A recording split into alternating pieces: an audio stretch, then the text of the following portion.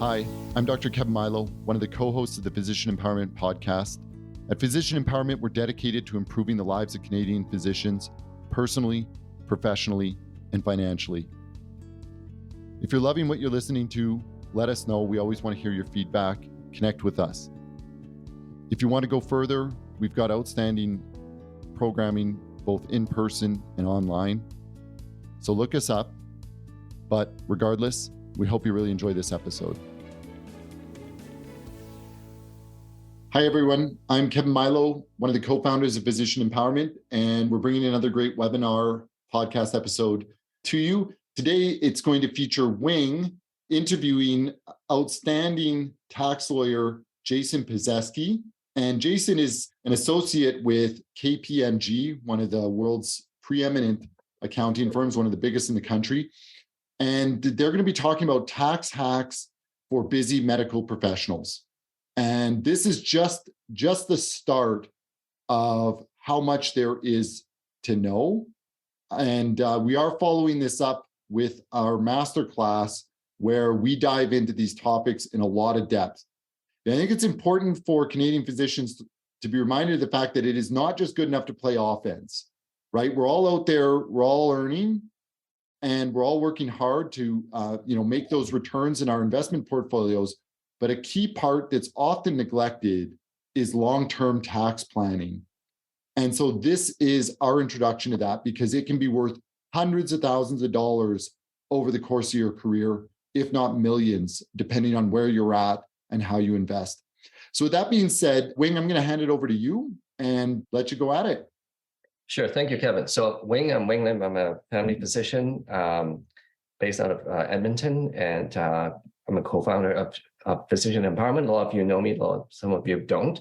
And so we're launching a new text series at a masterclass. And then today is kind of like a content page. We'll run over a lot of concepts, and it's meant to be an overview. So if there's something that kind of goes over your head, don't worry about it. It probably goes over other people's heads.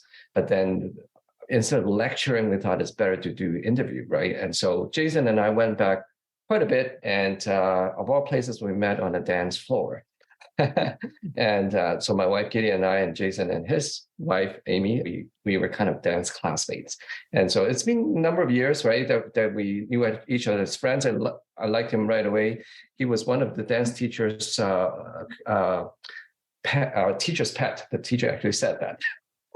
And then we became friends. And then a few years later, I got stuck with a tax planning issue, right? I got like a dozen companies, and the whole thing looked like a spider web. And I went to a tax accounting firm that was really to skin me alive in fees. So I was unhappy. And I said, Jason, you're a tax lawyer, aren't you? And that's how we started, right? And he got me out in a pinch, and we dove into a lot of really, really neat tax strategies. And then so we like to have a chit chat and then a fireside chat with Jason. So Jason is not just a nice guy on the dance floor. He is also a prominent tax lawyer. So I think he started at a prominent tax firm in Edmonton, and then he jumped into one of the largest tax firm in Canada, and he's heading the tax division. He told me that, but Jason, you said you got 98% colleagues accountants, and you're the 2% that are lawyers. Yeah, no, that's about right. Yeah, it's technically two firms. There's KPMG LLP, which is the accounting side, and then KPMG Law, which is where I am. And we are a little brother, but we are becoming more and more important as we kind of stay in the firm longer. So right. So you deal with accountants all day long, right? They present you cases after cases after cases. Yeah. And most of them are professionals, business owners, and including medical doctors, right? Absolutely. Yeah. Yeah. And that's one of the reasons I'm at KPMG is, as you said, one of the biggest shops in Canada, if not the biggest. And yeah, the variety, the depth, working with people across the country is fascinating and gets you out of bed in the morning kind of thing. So right. So I may have to put the brake on if you go on a little bit fast on the professional track. I may need to slow down and have you, hey, dumb it down to the MD level.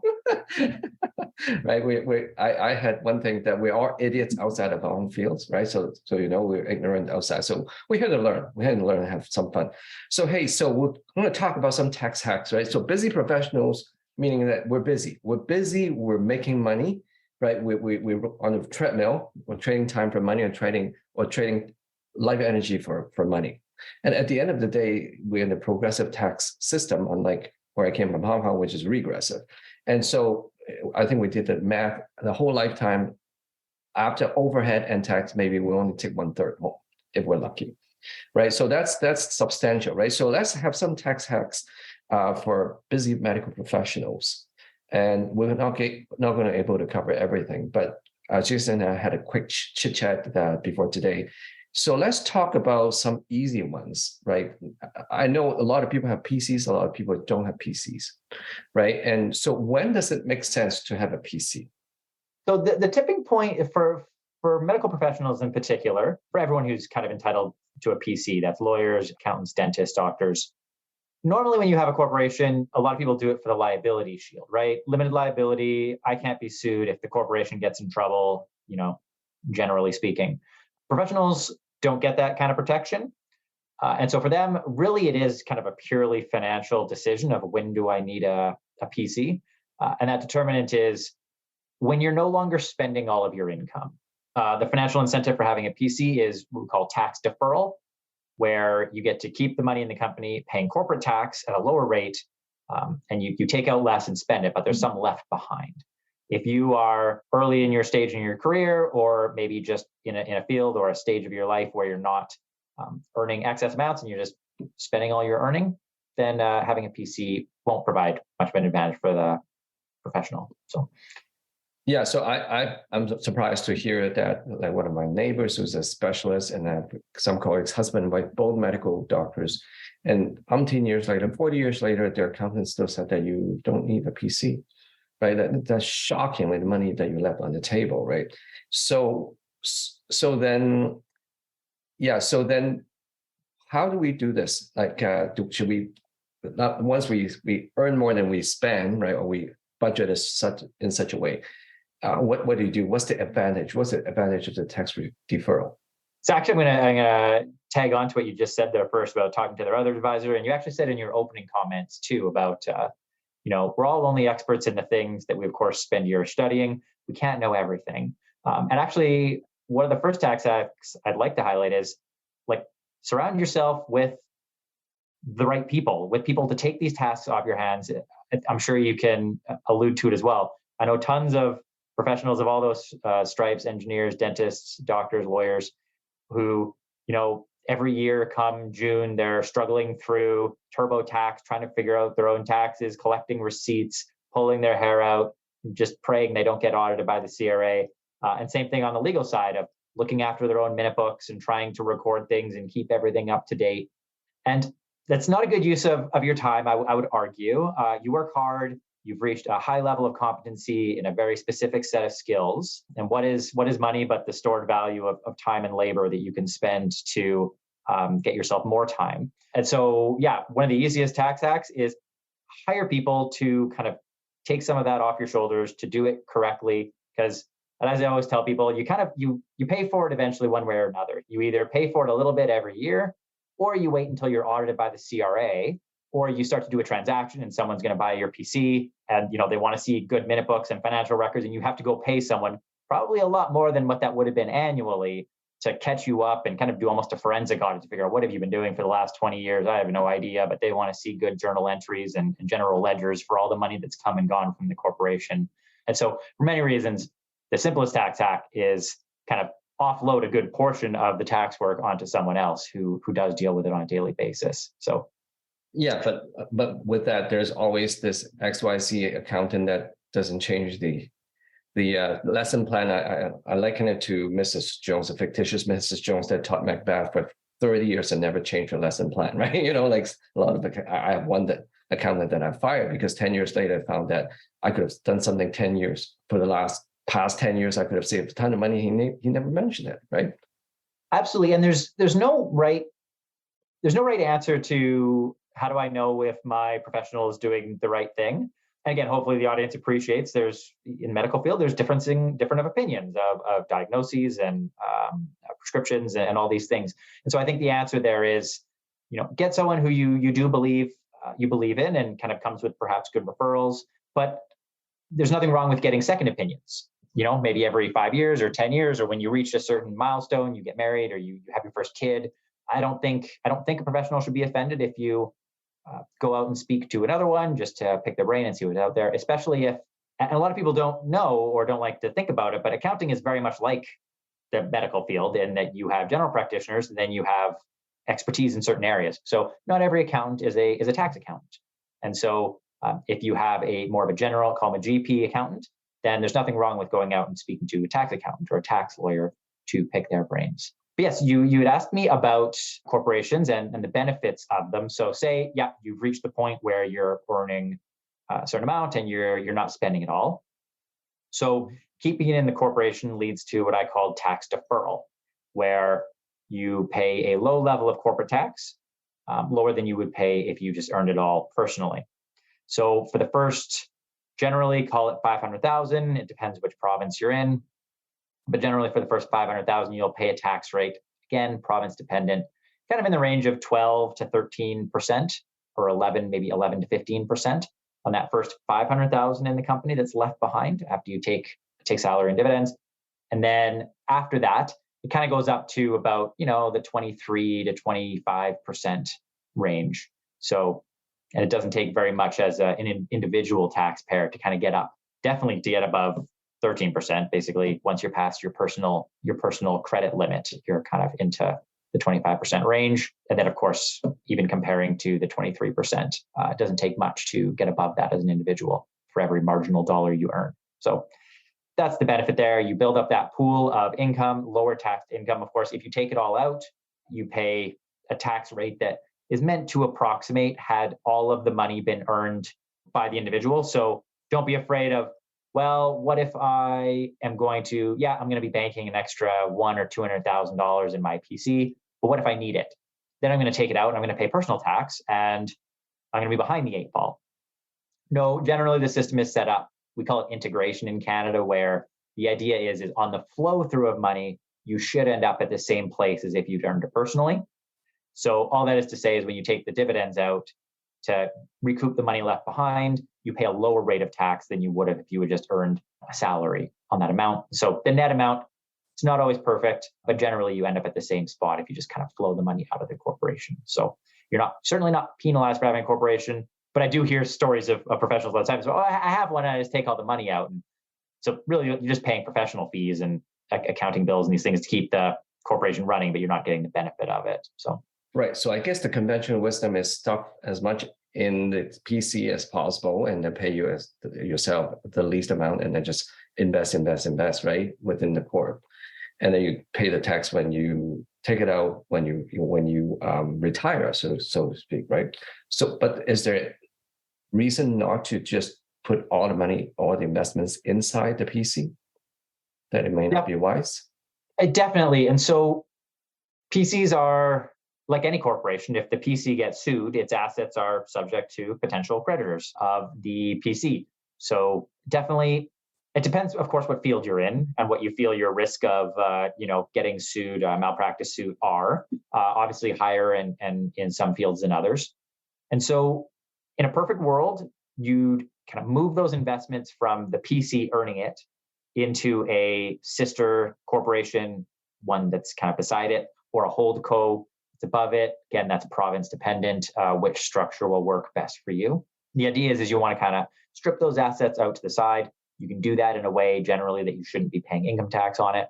Then you set it up in the side corporation. And then if the PC gets sued, what does it have? It has its medical license and maybe a couple pieces of equipment and a laptop. That's kind of all you really want exposed in the PC.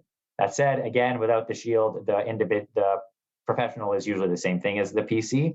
So that's why a lot of professionals, they will like to set up a investment company under their spouse's name, shuffle everything over there to the best you can, and have kind of the growth in the investments grow in the spouse's name, who, of course, should not be sued if you as the professional are. Now, so that itself, when we covered this thing at the Toronto Live Conference, a lot of people said, really? I've never heard of it. So lots of people stuff everything, real estate, stocks, everything, portfolio, everything under the PC. And they never heard about holdco and said, well, how do I do that? Can you move money over there tax-free? It's so confusing for a lot of people. So at what stage should a physician or a professional, right? That say, hey, okay, I'm building up some asset here. At what time is wise to set up a hold co, a sister co under the spouse's name? Yeah, I'd say once you kind of reach maybe that, I mean, there's no magic number, of course, but once you reach that kind of autopilot moment where, you're married, you've got the house, the kids are kind of looked after, you've got some college funds set up, and you just know, like, yeah, every year I've got a certain amount that's going to kind of go there. There's no big renovation bills that we expect to come. We've got new cars. Again, you don't have to wait till all those things, but it's that point in time where you're starting to every year accumulate a material amount of extra things in the PC, things being investments. Don't collect other things in the PC. For example, don't collect what, cabins? Cabins in the woods, and a little hobby plane, and generally, I would say don't collect those personal use items in the PC. It just kind of leads to a headache, and then if you're using it, you have to charge yourself for its use, and without having shareholder benefits, and it kind of becomes a mess. So that's definitely a tax hack. Don't have personal items in your corporations. General advice, even again, but I'm saving the tax because I don't have to take it out personally. But again, you have to charge yourself. They're huge audit red flags. Sierra loves to go after those things. The company owns a plane and it's not running an airline. And so, have you been charging yourself for the use of that plane every year? And all of a sudden you find yourself with penalties and interest. So generally there's more tax efficient ways to get money out of the corporation, buy the plane, do it outside, than to keep it in there and maybe keep it simple, but setting yourself up for a headache down the line. But yeah, the idea is once you're starting to accumulate, into the six figures, maybe approaching seven figures. And again, it depends what field you're in. If you're in a field where maybe you feel, hey, one slip of the scalpel and I'm going to be sued for everything I own, then maybe it's more prudent to be more aggressive on stripping things out of the PC early on. If you feel you're in a relatively peaceful practice where the odds of something going horrifically wrong are lower, then again, maybe you can let it build up a little longer, because then you don't have to incur the professional fees to set up the structure and peel things off to the side. Well, for most practicing professionals in Canada, we have this thing called CMPA, like Canadian Medical Protective Association. So I don't know the ceiling, but most of the malpractice suits are covered by them. But okay. The other liabilities, if you have a clinic somebody slip outside, that is not, your CMPA ain't going to cover that. Right? Especially for those who stuff all the real estate, condos, and all that inside the PC, they definitely can sue your PC, right? And that's when you say that it's better to strip those assets outside of your PC and into a sister corp, right? Yeah, and without, at the risk of maybe getting into too much detail, it probably never hurts to really early on set up a side sister corporation to do the investment, again, under a spouse's name, because you can always move some assets over without doing more complex steps. Because the professional will probably generally always be exposed to the initial earnings. You earn an extra $100,000. There's kind of short of gifting it to your spouse, which can lead to other problems. That $100,000 is always in your hand. What you want to move is the growth. Over a 30-year career, that $100,000 is going to turn into a multiple of 16 or 20. I don't know what your standard investment advisor will tell you that'll turn into over a career. But you want to move over is that growth over to the spouse. So yeah, you can just have the PC loan it over to that sister corp invest it, and the benefit goes to the spouse. And then that initial $100,000 is at risk. And then again, there's a way to kind of clean that up down the line with some tax planning. So, right, now let me just dovetail on that. So there are people who advise that, for some provinces, at least the spouse can be inside a PC. So should the spouse if the spouse has a hold co on the outside, should the spouse be still part of the PC? I would say generally, yes. And there's always a personal element to it. You never want the tax to put the tax cart before the wagon, for the horse, sorry. But all else being equal, it definitely doesn't hurt to have the spouse in there. Yes, there are income splitting rules, which can mean maybe there's no immediate benefit to it. But if there's ever a sale of the company, then certainly there can be benefits to having that spouse be a shareholder. There may be ways, some tax planning available to get the spouse some income and some benefits without falling afoul of those income splitting rules. And a kind of a third reason is, it's jumped out of my head. Sorry. Well, okay. Well, so you're thinking maybe future sale, annual. And once you reach the age, retirement age, 64, 65, then you can income split with that spouse out of the company. So playing the long game. And they kind of need to have to accrued value. You can't just add them as a shareholder when you're 64 or 65. They have to build up value, and you only do that by having them be a shareholder for a long period of time. Right. So while you're on that topic, I think we should spend maybe a minute on TOSI, tax on split income, right? But as of 2017, CRA has a much stricter definition, and a lot of people fall in traps to that. So can you highlight a few of those things for us so that we get a good reminder, slap on the upside of the head? Yeah, and it probably is just, I'll give kind of the broad overview of the rules, and that's maybe as far as we'll go, because they could. Sure. I've given whole day, 8-hour courses on TOSI before. Not that. Yeah, they're a thing on their own. So the idea of TOSI is that, again, what was happening in the market was people were adding, their spouses, kids, nieces, nephews to corporations and paying them dividends. And then over the age of majority, there used to be rules blocking it for minors. And then basically just expanded those rules. So the idea is that they don't want people who are related to the main business person driving the business in the company to get to pull out money from the company as dividends if they aren't also involved in the business. That's kind of the most simple explanation of the TOSI rules. We call it tax on split income, with split income being the bad type of income that's being split. So yeah, what will happen is what was happening is you'd have your spouse and your university age kids as shareholders of the PC. And then, you're paying out dividends to them, to a spouse who's probably a little bit more, maybe, $200,000-300,000 to use up all of their lower brackets. I think that would save you about $40,000 in tax if that all went to the professional spouse earning income at the highest bracket. Probably a little lower, maybe just tuition fees plus some living expenses for the university kid. But that's kind of all been cut off now. So you'd have to either have them be kind of getting capital gains or kind of wait for a sale to get the advantage. Although that's kind of a good dovetail into sometimes you actually don't want your spouse to be a shareholder. If your spouse is a professional doing their own thing or they have their own company, you may not want them to be a shareholder because if you both have your own corporation doing your own thing, you'll both get your own small business deduction, that first $500,000 that's taxable at that relatively low rate, low teens. But if you start to have each person being a shareholder in the other one's company, then you'll have to share that $500,000 limit. And so again, very personal decision, not just, are you comfortable with your spouse being a shareholder, the non-voting shareholder in your PC? Right. So let me highlight this thing. The tax hacks is not just what to do, but what not to do. Right. So I think the takeaway is don't pay your spouse a dividend that is not commensurate with what they're actually working, their actual contribution. Right. Yeah. And my accountant says he has seen a lot of the clients, like you say, pay the spouse a few $100,000 without even showing up at the clinic at all. Right. And those will be dinged. Right. Yeah. Or just pays tons of money to the kids under age 25. And that's why it cuts up at 25. Right. Below 25, you should not do the dividend to your kids. Right.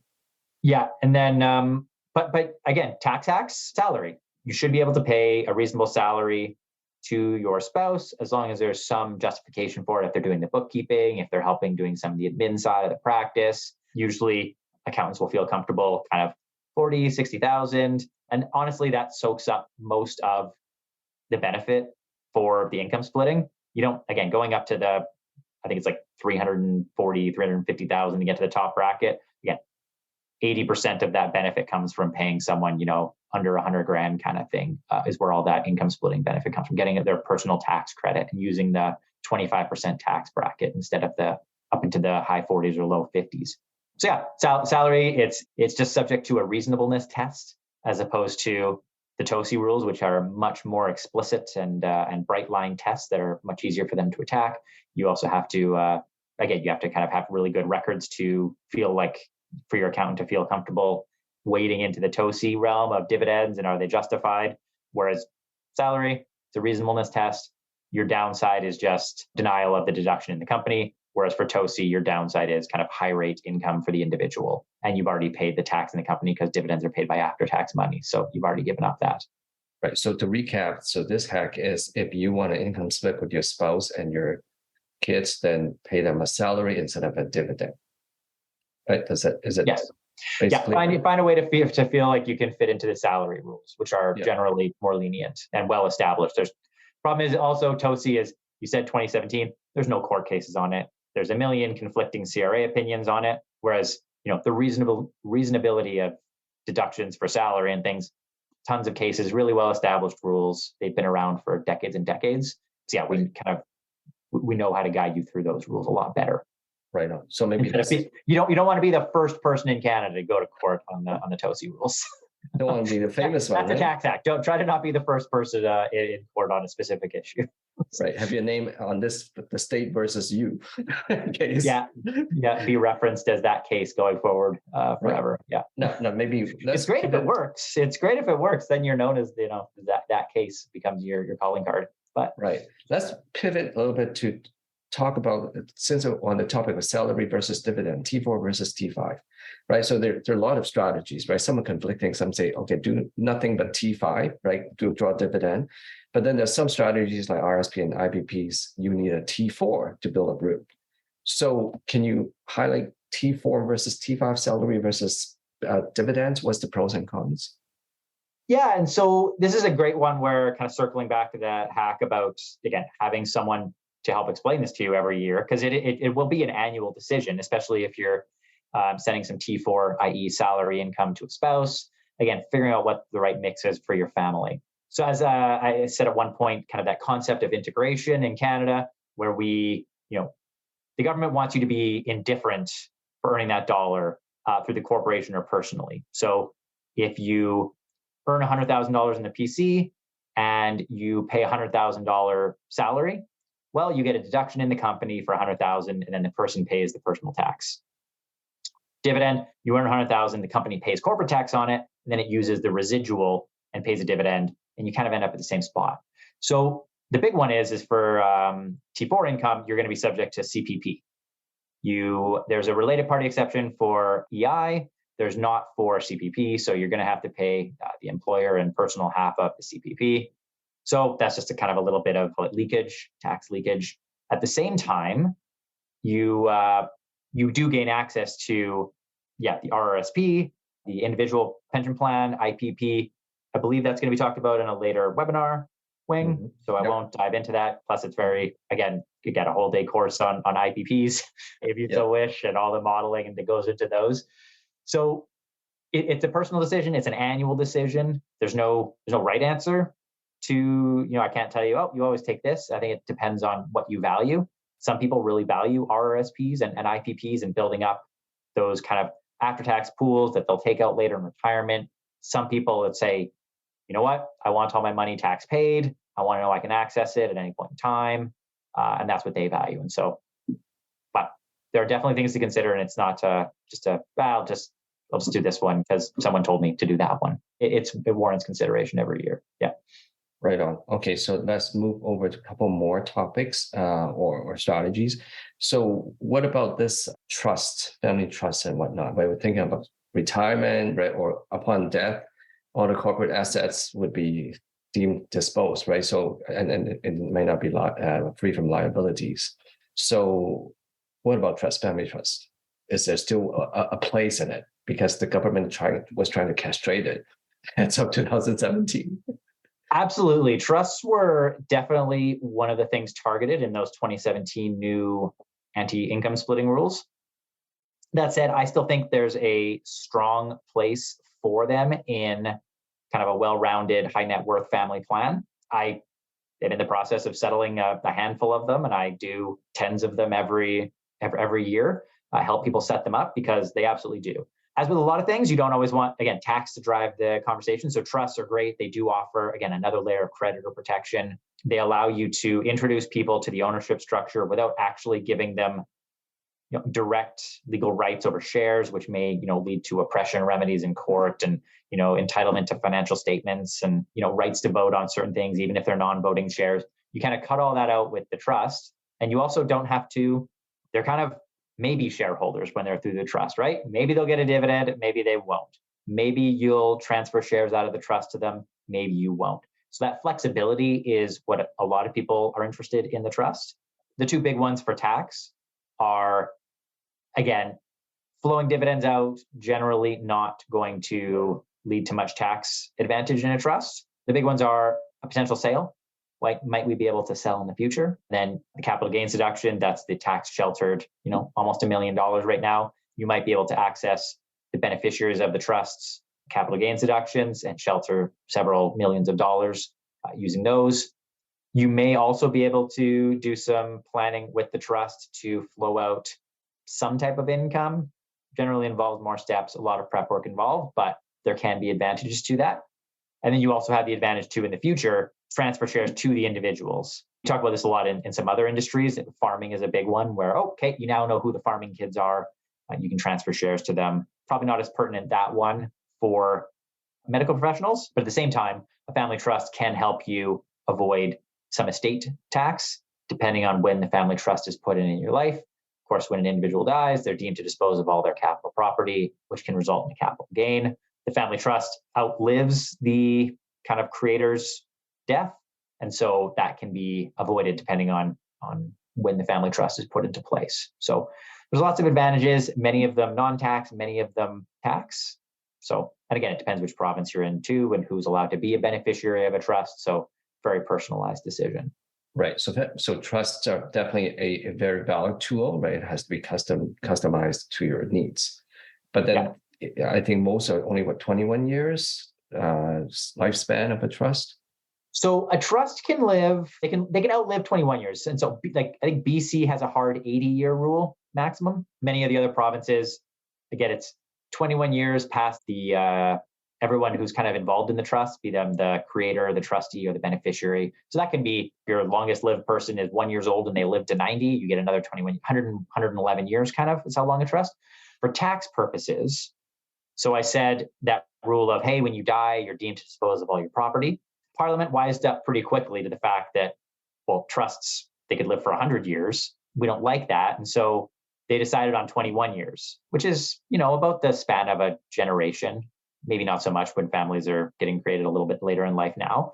But the idea that trusts live for 21 years and then they also go through a deemed death, dispose of all their property, and then they can continue on for another 21 years, do the same thing. So in tax conversations, we generally say trust, yes, they live for 21 years, because at that point, you're going to have to decide, should we do a tax deferred rollout of the property to the people? Should we eat the tax bill and keep it in there? Should we do some other planning to manage this event that happens in 21 years? So I'd say rule of thumb, I don't see many trusts outliving 21 years. 21 years is kind of what your starting point for looking at a trust. Right. And then at what point, like would a practicing professional contemplate, wow, I've got my PHE, I've got my sister holdco. At what point should they contemplate on family trust? So the benefit of the family trust is accruing value into other people's hands. So I'd say for a medical professional, well, you don't want to start too early, I guess, is the thing. You don't want to, get out of med school in your late 20s, early 30s, and then settle it. And then your 21 years happens kind of around 50 when maybe you're still practicing. And so probably maybe 5-10 years into your career, maybe even 15, once you're established, you know what field you're working in, you have your clinic or your kind of day-to-day routines and where your money's coming from. Right. And that's when you'll have that growing investment pool, and you can do more of the setting up the structure in the right spots. And just because, the succession planning piece isn't as much. Generally, you're not going to have a kid take over your PC. Maybe it'll happen, not impossible, but not the same way you have, someone who's running the general store. Their kid may take over it, or a farm, where again, it's that succession planning piece. And then maybe where sales possible, you kind of want it in as early as possible. So if we have, professionals here who are in a field where they think, hey, I may be able to sell this within 21 years, that's the other concern. So if you're just looking at building it up and trying to get into retirement with it, a little later in life. If you're in a field where you think, I may be selling this corporation, earlier is better. Dentists in particular sell their practices quite a bit. We're seeing it more and more in other medical professions as they start to consolidate. That people are buying medical PCs and dental PCs. And so if you feel that is a game plan for you, then earlier is better because you can then grow more value into the family trust, which is the ultimate goal, to shift as much value out of your hands into the trust's hands. Wow. Okay. So there's a lot there. So now I'm aware of the time. So one last thing I want to go back to a few times you mentioned this lifetime capital gains exemption. And I know a lot of my colleagues have never heard of this phrase. So can you expound on that a little bit and how much, like close to $1 million, and how do we take advantage of it? Sure. So the lifetime capital gains exemption, the idea being Parliament created this thing to incentivize people to start and grow businesses in Canada. If you do that, you can sell the shares, and if certain conditions are met, you get shelter on the first portion of the capital gains. Currently, it's $971,000. It's indexed to inflation, so kind of goes up, call it $15,000, $20,000 a year. So it'll be over $1 million, if not next year, the year after. And so that'll save you in the realm of $240,000 in tax for everybody who can claim it. So again, if you're the only shareholder of your company and you sell, and there's a $5 million gain, you're going to have shelter on the first $1 million, call it, and then $4 million subject to full rate capital gains tax of in the realm of 25%, depending on your province. Whereas again, if you have a spouse who's a shareholder, that's great. You've got 2 cracks at it. If you've got a family trust with some kids in it, maybe you've got 3, 4, 5 cracks at the capital gains deduction. And so the conditions that need to be met for it, there's 3, again, without diving into too much detail. There's you have to own the corporation for no unrelated person can own the shares for a 2-year period, 24 months before the sale. For the 24 months before the sale, more than 50% of the assets have to be used actively in the business carried on in Canada. And then at the time of sale, it has to be 90% pure. So 50% for the 2 years before, 90% at time of sale. And so that's another benefit of either having a side investment corp or a family trust. They can help you take money out of the PC to keep it pure is generally the word used in tax jargon. Right? Purification, removing these surplus extra assets, cash, investment portfolios. Again, if you don't listen to my advice, your cottage and your, what else did I say? Your plane, putting them somewhere else.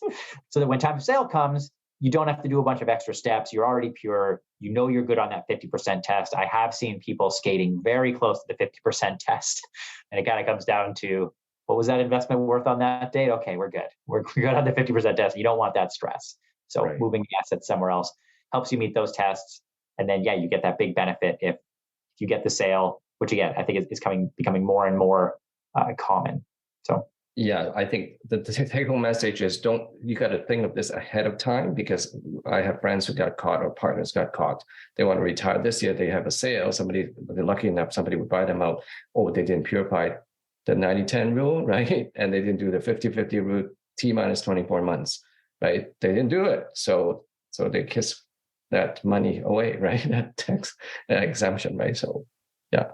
Yeah, no, and I kind of circling back to that initial point that I said is one of the most key is, again, surrounding yourself with people that you trust. And that's kind of the point of this whole group, right? Is having that network of people who have your back so you can go do what you're good at to earn money. Because I've also had clients come to me and say, okay, I've got a pharmacy. Someone's coming in and offering me, $8 million for my couple of pharmacies. And that's great. I've heard a lot about these family trusts. I've got young kids. Can I put a family trust in? It's like, well, no, it's too late. Let's put the family trust in earlier, so value grows in the family trust. And so, like with many of these plans, it's sowing seeds. The benefits come earlier. Sometimes, like that case with the trust, there's quite literally nothing we can do. Passage of time, I can't go back in time and put it in place. Some of these, the purifications, there are steps that can be done. It's just more expensive and time consuming if we're able to do it to kind of get you back on side to meet that 90% test. Yes. If you're floating around like 50%, then it's quite a bit of work to get you to 90. So if you've done a good job and you're at 85%, then boom, nice and easy to get you to 90. One small dividend and you're on side and off you go and you sell and you get your big benefit. So. Right on. Okay, I think Kevin is bringing the big stick. We can go on for hours, but So a huge thanks to Jason for being here this evening. Every time we have you on, every time we have you speak to our group, There's just more and more information that shakes out. And we're learning very quickly that pretty much the only thing you cannot do, Jason, is travel back in time. But it seems like you're able to do a whole bunch else. So we're so glad to have you participating with physician empowerment, because this is what Canadian physicians need. They need long-term tax planning that goes far more than just filling up your RSP. So there is one question, though, that I wanted to bring forward here while we're still recording the episode, and then we'll open it up afterwards to the group, because we got a big group tonight. The big one is, the question I've got is, what is the net worth level in which a family trust will make sense? Is there any kind of rule of thumb or general guidance? No, it is. I think it depends. You've got your two streams of people. You've got your ones who think, hey, I'm going to be able to sell this business. I'm in one of the fields that's getting consolidated, or I think it's going to be right for consolidation. Or maybe, again, I'm running my own clinic and I've got buildings and these other things that, again, someone's going to want to buy.